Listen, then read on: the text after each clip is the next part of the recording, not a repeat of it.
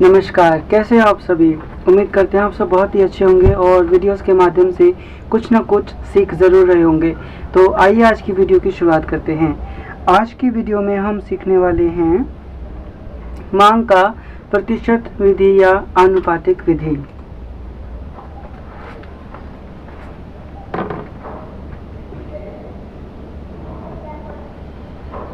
मांग की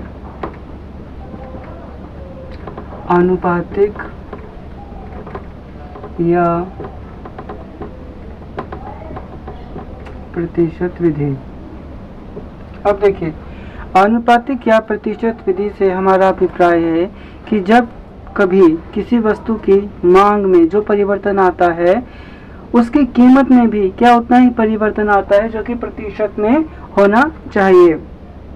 तो इसका प्रतिपादन सबसे पहले डॉक्टर मार्शल ने किया था।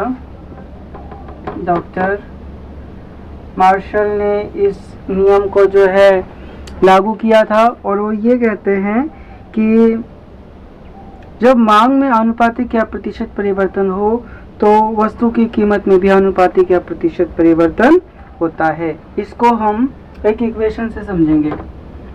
Elasticity of demand is equal, negative symbol लगाना है क्योंकि मांग की लोच ऋणात्मक होती है। वो कैसे? जब किसी वस्तु की कीमत बढ़ती है तो लोग उसकी मांग कम कर देते हैं। इसके विपरीत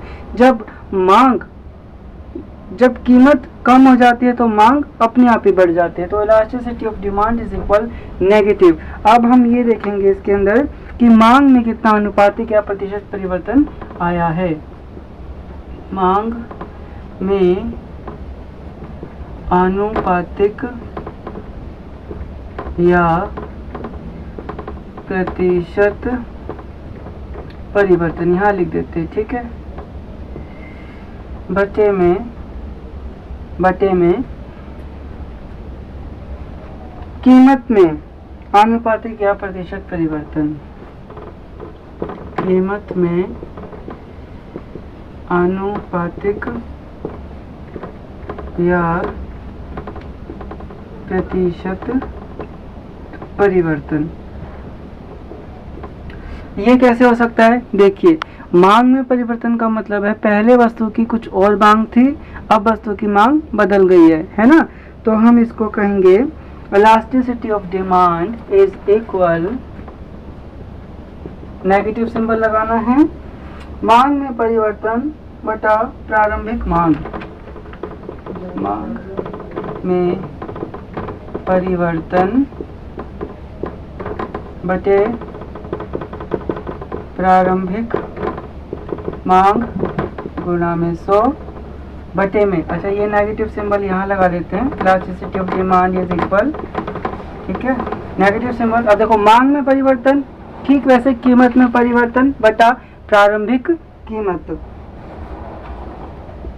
कीमत में परिवर्तन बटा प्रारंभिक कीमत गुणा में 100। तो इसको आप ऐसे लिख सकते हैं, elasticity of demand is equal negative symbol of, देखो मांग में परिवर्तन हम मान लेते हैं Q1 नई मांग है, Q हमारी पुरानी मांग है, बटे Q प्रारंभिक मांग तो आपकी Q ही रहेगी, बटा प्रारंभिक कीमत यानी कि P1 माइनस P अपॉन में P यानी कि उसकी प्रारंभिक कीमत, ठीक है। ये किसके इक्वल हो जाएगा?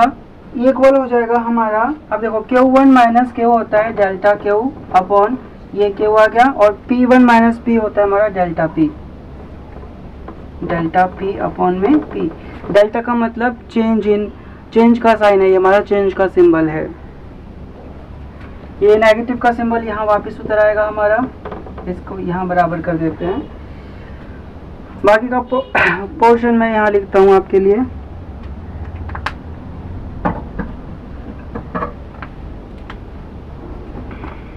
देखिए, elasticity of demand is equal, negative symbol हमने उतार लिया। अब देखो, चेंज इन Q अपॉन में Q कर दे, भाग करना है क्योंकि हमने मांग में आनुपातिक या प्रतिशत परिवर्तन को कीमत में आनुपातिक या प्रतिशत परिवर्तन से दिखाना है, जो कि हमारी प्रतिशत विधि रहेगी किसकी, मांग की। तो और चेंज करेंगे इसको P/P से, क्योंकि आपको इसको रिवर्स करना पड़ेगा। सो ये हमारा कैसे आ जाएगा, गुणा में करके आ जाएगा। तो elasticity of demand is equal negative symbol delta Q/Q into, गुणा में करना है तो P ऊपर आ जाएगा, डेल्टा P नीचे आ जाएगा, P/डेल्टा P। ठीक है, अब P/Q हमारा निकल के आ जाएगा यहाँ पर। तो आप इसको ऐसे भी लिख सकते हैं, elasticity of demand is equal negative symbol P/Q गुना में, देखो P/में Q आ गया और ये डेल्टा Q में डेल्टा P आ गया हमारे पास, डेल्टा Q में डेल्टा P। ठीक है, यहाँ पे जो Q है हमारा, ये वाला Q, ये है हमारे लिए प्रारंभिक मांग, और जो Q1 है वो है नई मांग। P प्रारंभिक कीमत, P1 नई कीमत। ठीक है, डेल्टा का जो सिंबल है हमारा, ये डेल्टा के सिंबल जो हमने लगा रखे हैं यहाँ पे, ये हमारे परिवर्तन को बताएंगे, चेंज को प्रकट करता है डेल्टा। ठीक है, और नेगेटिव का सिंबल लगाने का मेन कारण ये है क्योंकि जो मांग की लोच है उसकी गणना जो गुणकों द्वारा उसकी तुलना की जा सके, क्योंकि उसमें ऋणात्मक संबंध होता है। ठीक है, तो आई होप आपको ये पूरा टॉपिक, बड़ा ही सिंपल सा टॉपिक था, ये समझ में आ गया होगा।